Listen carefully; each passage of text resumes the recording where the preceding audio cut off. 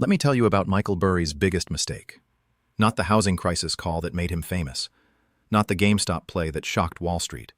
I'm talking about what happened in 2019 when he tried to time gold. Burry loaded up on gold miners in early 2019. He was convinced the Fed's pivot would send gold soaring. He had the thesis right. The fundamentals were perfect. Central banks were buying. Real rates were negative. The dollar was weakening. Everything pointed to a massive gold rally. And then, nothing happened. For 8 months, gold just sat there. Burry's positions bled. His investors questioned him. The market made him look foolish.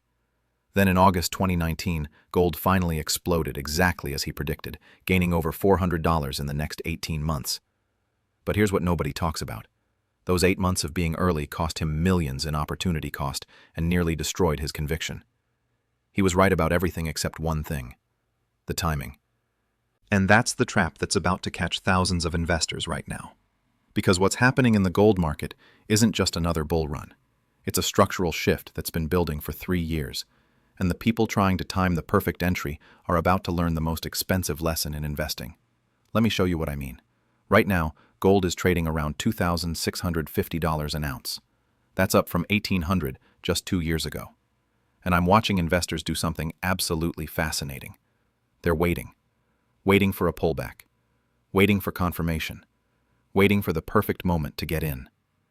Meanwhile, central banks just bought 1,037 tons of gold in 2023. That's the second highest annual purchase on record. The People's Bank of China has been buying every single month for over a year. Poland just announced they're doubling their gold reserves. Singapore's central bank quietly accumulated 26 tons last quarter. But retail investors? They're waiting for a dip. Here's what they don't understand. The gold market has fundamentally changed. We're not in a trading environment anymore. We're in an accumulation phase that happens maybe once every 40 years. And the difference between those two scenarios will determine whether you capture this move or watch it from the sidelines. Think about what happened in 1971. Nixon closed the gold window on August 15th. Gold was fixed at $35 an ounce. Smart investors knew it had to go higher. The dollar was being debased. Inflation was accelerating. The fundamentals were screaming buy. But gold didn't move immediately. It sat around $40 for months. Investors who tried to time it, who waited for confirmation, who wanted to see the breakout first. They missed the initial move. Then in 1972, gold started climbing. By 1974, it hit $180. By 1980, it touched $850. The people who tried to time it, they got in around 100 or 150 or 200, thinking they were being smart. The people who understood the structural shift, they bought at 40 and held through the noise. We're in that exact same setup right now, except the forces driving it are 10 times more powerful. Let me walk you through what's actually happening in the gold market that nobody's talking about. Start with the COMEX, the futures exchange where gold prices are set. In a normal market, there's about 40 to 50 million ounces of registered gold available for delivery. That's the physical gold that can actually be withdrawn. Right now, we're at 8.2 million ounces. That's an 83% decline in available physical gold over the past 3 years. But here's the kicker. Open interest, the number of contracts betting on gold prices, is near all-time highs. You've got massive paper claims on a shrinking pool of physical metal. This is what happened right before the silver squeeze in 2011. Except this time it's gold. The market is 50 times bigger, and the players involved aren't retail investors on Reddit. They're sovereign nations. China's been the most aggressive. They've added 316 tons to their official reserves since November 2022. But that's just what they're reporting. Industry analysts estimate they're buying another 500 to 800 tons through unofficial channels. State-owned banks, sovereign wealth funds, military pension funds. Why? Because they're preparing for a world where the dollar isn't the reserve currency. And they're not alone. The BRICS nations just announced they're developing a gold-backed trade settlement system. Russia's already selling oil to India and settling in gold. Saudi Arabia's having conversations about accepting yuan for oil sales, with those yuan convertible to gold on the Shanghai Gold Exchange. This isn't theory. This is happening right now, and it's creating a structural bid under gold, that has nothing to do with inflation or interest rates or technical charts. But here's where it gets really interesting. The Western central banks are caught in a trap. They've been suppressing gold prices for decades through the paper markets, selling futures contracts, leasing gold to bullion banks, creating the illusion of abundant supply. That game is ending, because the physical gold is moving from west to east, and once it's gone, it's not coming back. Look at what happened with the London Bullion Market Association in 2022. They had a near default when Russian gold got sanctioned and several major banks couldn't deliver physical metal. The LBMA had to quietly change their rules to allow cash settlement instead of physical delivery. That's not a functioning market. That's a market in crisis, and the smart money knows it. That's why you're seeing a massive divergence between what institutions are doing and what retail investors are doing. Institutions are buying physical gold at record levels. Retail investors are trading GLD and gold miners, thinking they're getting exposure. They're not the same thing.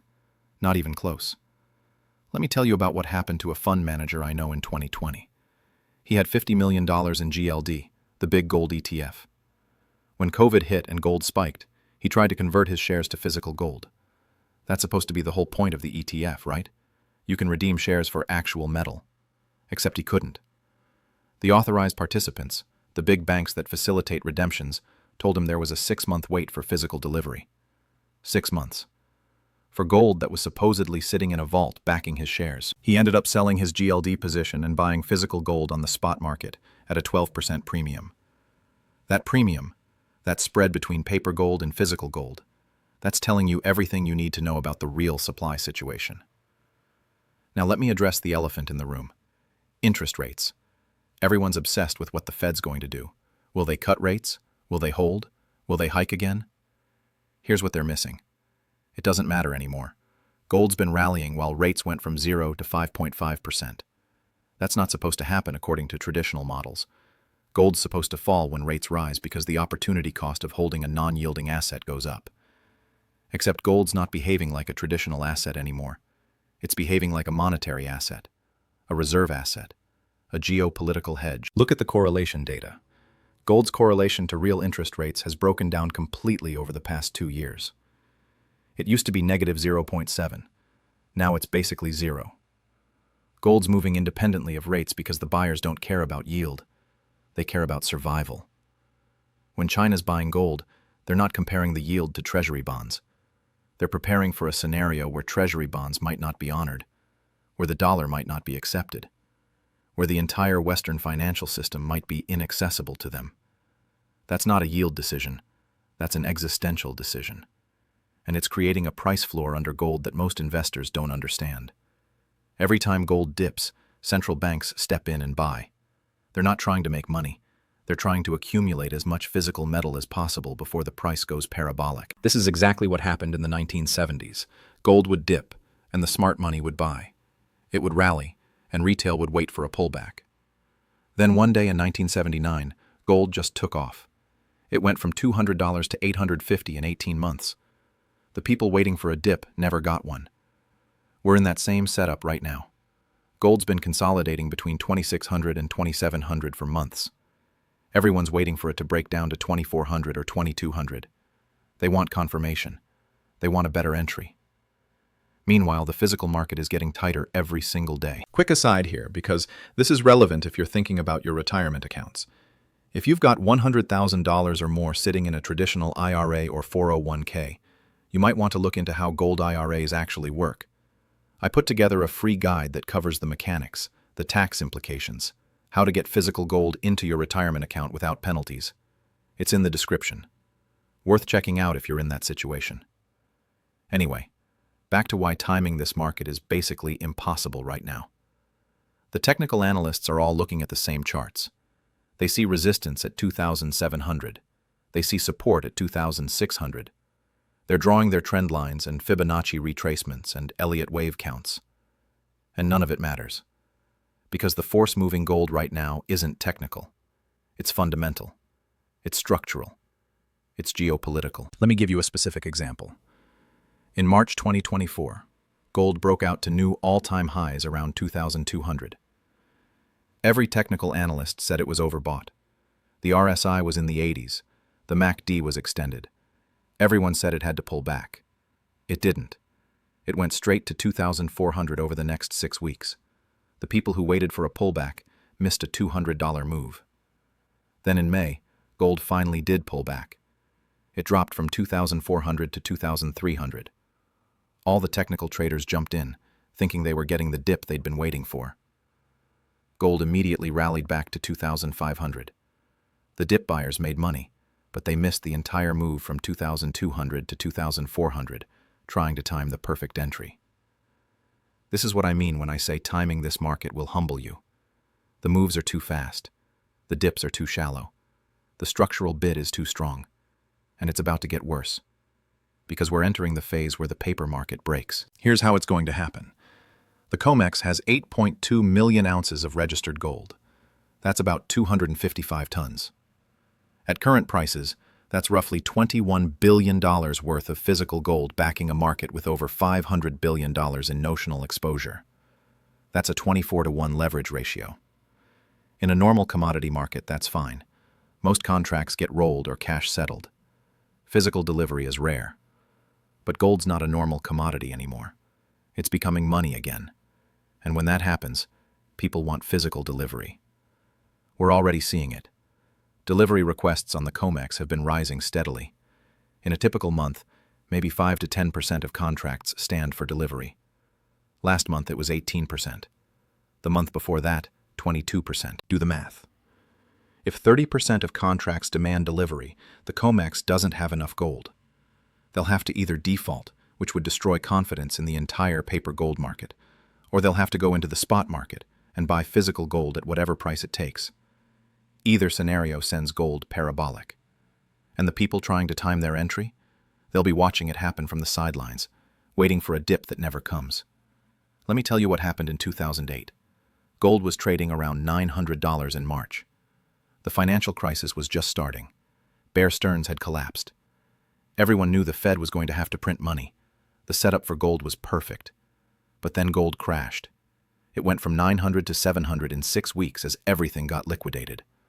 All the gold bugs who'd been buying got crushed. Everyone said gold was done. It couldn't even rally during a financial crisis. Then, in October 2008, gold bottomed at 680 and never looked back. It went to 1900 by 2011. The people who tried to time the bottom, who waited for confirmation, who wanted to see the trend change first, they missed the entire move. The people who understood the structural forces, who knew the Fed would have to print trillions, who recognized that gold was the only real money in a world of infinite fiat currency. They bought at 700 and held through the noise. We're in that exact same setup right now, except the structural forces are 10 times more powerful. The Fed's balance sheet is $7.7 trillion. It was $900 billion before 2008. The federal deficit is $2 trillion a year. Total federal debt is $34 trillion and climbing. The dollar's share of global reserves has dropped from 72% to 58% in just 15 years. And that's just the United States.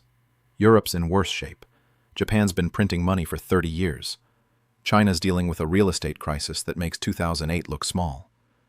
Every major economy is trapped in the same debt spiral. They can't raise rates without crashing their economy. They can't stop printing without defaulting on their debt. They can't inflate their way out without destroying their currency. Gold is the only asset that solves this problem. It's the only form of money that can't be printed, that can't be debased, that can't be defaulted on. And the central banks know it. That's why they're buying at record levels. That's why China's accumulating thousands of tons. That's why Russia converted their dollar reserves to gold before the Ukraine war. They're not trying to make money. They're trying to survive the coming monetary reset. And retail investors are trying to time their entry based on technical charts and interest rate predictions. It's like trying to time your exit from a burning building based on the optimal path through the flames. Just get out. The building's on fire. Here's what nobody wants to hear. The best time to buy gold was 3 years ago when it was at 1,800. The second best time is right now. Because in 3 years, when gold's at 5,000 or 8,000 or 10,000, the difference between buying at 2,600 or 2,400 won't matter. What will matter is whether you owned physical gold during the greatest monetary transition in human history, or whether you were sitting in dollars and bonds watching your purchasing power evaporate. Let me give you one more example, and this one's going to make the point crystal clear.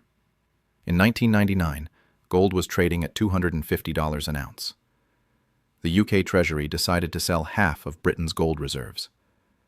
They announced the sales in advance, drove the price down to $252, and sold 395 tons at the absolute bottom of a 20-year bear market. It became known as the Brown Bottom, named after Gordon Brown, the chancellor who made the decision. It's considered one of the worst financial decisions in British history. They sold gold at $250. Within 10 years, it was at $1,900. But here's what's interesting. In 1999, selling gold seemed smart. The stock market was booming, the dollar was strong, inflation was low, gold had been falling for 20 years. Every economist said it was a barbarous relic with no place in a modern portfolio. The fundamentals didn't matter. The technicals didn't matter. The consensus was that gold was done. And then everything changed. The dot-com bubble burst. 9/11 happened. The Fed started printing. The wars in Iraq and Afghanistan. The housing bubble. The financial crisis. Quantitative easing. Gold went from $250 to $1,900 in 12 years. The people who tried to time it, who waited for confirmation, who wanted to see the trend change first, they missed most of the move. The people who understood that gold was real money in a world of increasing fiat currency creation, they bought at $250 or $300 or $400 and held through the noise. We're at that exact same inflection point right now. The consensus is that gold's had a nice run, but it's due for a correction. The technicals say it's overbought. The sentiment surveys show everyone's bullish, which is supposedly a contrarian sell signal. And meanwhile, the largest buyers of gold in human history are accumulating as fast as they can. Central banks bought more gold in 2022 and 2023 than any 2-year period on record. They're not looking at RSI indicators. They're preparing for a new monetary system. The BRICS nations represent 45% of global population and 35% of global GDP. They're building a parallel financial system that bypasses the dollar. And the foundation of that system is gold. When that system goes live, and it's coming faster than anyone expects, the price of gold isn't going to be determined by the COMEX or the LBMA or the paper markets. It's going to be determined by how much physical gold is available and how many countries need it to participate in global trade. And there's not enough gold, not even close. Do the math. Global gold reserves held by central banks total about 36,000 tons. At current prices, that's roughly $3 trillion. Global GDP is 100 trillion. Global debt is 300 trillion. Global derivatives are over 1 quadrillion. If gold's going to serve as the foundation for a new monetary system, if it's going to back even a fraction of global trade, the price has to be multiples higher than where it is today. Some analysts say 10,000. Some say 20,000. Some say 50,000. I don't know the exact number. Nobody does. But I know it's not 2,600. And I know that trying to time your entry to save a few $100s per ounce is going to cost you the entire move. Because here's what's going to happen. Gold's going to consolidate around these levels for a while longer. Maybe weeks, maybe months. The technical traders will draw their lines. The analysts will make their predictions. Everyone will have an opinion about where it's going next. And then one day, something will break. Maybe it's a COMEX delivery default. Maybe it's a major bank failure. Maybe it's a geopolitical event. Maybe it's just the slow accumulation reaching a tipping point. And gold will gap up $500 overnight. Then another $500 the next week. Then it'll consolidate for a month at the new level. And everyone will say it's too high to buy now. We should wait for a pullback. And it'll gap up another $500. This is exactly what happened in 1979 and 1980. Gold went from 200 to 500 in 6 months. Everyone said it was too high. Then it went from 500 to 850 in 8 weeks. The people waiting for a pullback never got one. The same thing happened in 2008 to 2011. Gold would rally $200, consolidate for a few months, then rally another $300. Every consolidation, people said it was the top. Every breakout, people said it was too late to buy. The people who just bought and held made 170%. The people who tried to time it made maybe 50%, if they were lucky. And this move is going to be bigger, because the structural forces are bigger. The debt is bigger. The money printing is bigger. The geopolitical tensions are bigger. The de-dollarization is bigger. Everything is bigger except the amount of physical gold available. That's the key insight that most investors are missing. They're treating gold like a trading vehicle. Something you buy low and sell high. Something you time based on technical indicators and Fed policy. But gold's not a trading vehicle anymore. It's a monetary asset in a world where all fiat currencies are being debased simultaneously. It's a geopolitical hedge in a world where the global reserve currency is losing its status. It's a survival asset in a world where the entire financial system is built on unsustainable debt. You don't time survival assets. You accumulate them and hold them. Think about it this way. If you knew with certainty that the dollar was going to lose 50% of its purchasing power over the next 5 years, would you try to time your purchase of gold to save 10% on the entry? Or would you just buy as much as you could afford and hold it? That's the question you need to ask yourself. Because that's the scenario we're in. The dollar's going to lose purchasing power. It has to. The math doesn't work any other way. The federal government needs to roll over $7.6 trillion of debt in the next 12 months. They're running a $2 trillion deficit. The Fed can't raise rates without crashing the economy. They can't lower rates without reigniting inflation. They're trapped, and the only way out is to debase the currency, print more money, inflate away the debt. It's what every government in history has done when they got into this situation. And when that happens, gold doesn't go up. The dollar goes down. Gold just maintains its purchasing power while everything denominated in dollars loses value. That's why central banks are buying. That's why China's accumulating. That's why the smart money is moving into physical gold. They're not trying to make money. They're trying to preserve wealth through the greatest monetary debasement in human history. And retail investors are trying to time their entry based on whether gold's going to pull back to 2,400 or 2,500. It's missing the forest for the trees. It's optimizing for the wrong variable. It's like rearranging deck chairs on the Titanic. The ship is sinking. The question isn't whether you can get a better seat. The question is whether you're going to get on a lifeboat. Gold is the lifeboat. Physical gold. Not paper gold. Not gold stocks. Not gold ETFs. Physical metal that you own and control. And the time to get on the lifeboat isn't after the ship starts sinking. It's now, while everyone else is still partying in the ballroom, convinced that nothing bad can happen. That's the lesson that's going to humble everyone trying to time this market. They're going to watch gold go from 2,600 to 5,000 to 10,000.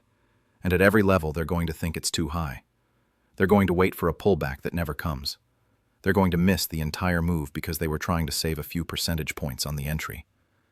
Meanwhile, the people who understood the structural shift, who recognized that we're in a once-in-a-generation monetary transition, who bought physical gold and held it through the noise, they're going to preserve their wealth while everyone else watches their purchasing power evaporate. That's the choice. You can try to time the market and probably miss the move, or you can recognize that timing doesn't matter when the entire monetary system is changing and position yourself accordingly. The central banks have made their choice. They're buying gold at record levels. The question is whether you're going to follow the smart money or try to outsmart the market.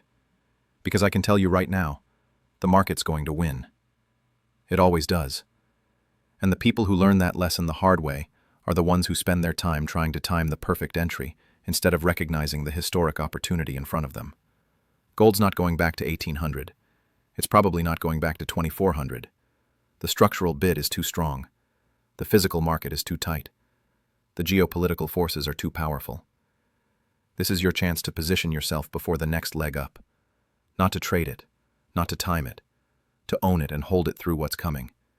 Because what's coming is going to make 2008 look like a practice run. And the only people who are going to preserve their wealth through it are the ones who own real assets in a world of fake money. That's the message. That's the warning. That's the opportunity. The question is whether you're going to act on it or spend the next 5 years wishing you had.